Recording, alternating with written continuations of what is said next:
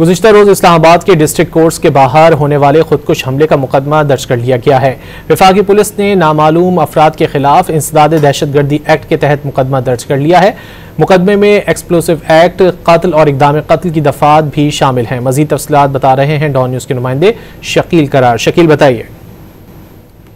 जी बिल्कुल, गुज़िश्ता रोज इस्लामाबाद कचहरी के बाहर होने वाले खुदकुश हमले के बाद से इस्लामाबाद में सिक्योरिटी हाई अलर्ट है और तमाम दाखिली खारजी रास्तों पर निगरानी का अमल सख्त कर दिया गया है। गाड़ियों की तलाशी के साथ साथ जो है पूछताछ का अमल भी जारी है।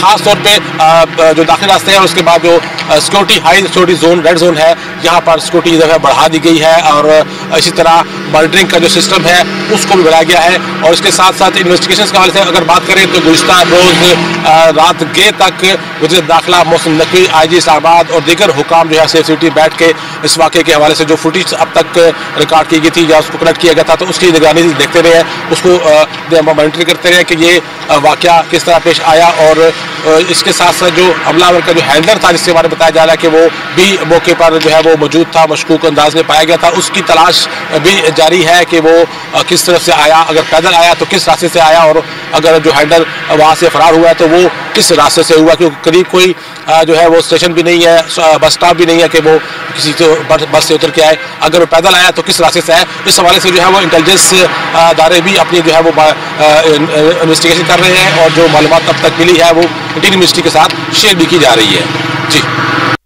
शकील करार, बहुत आपका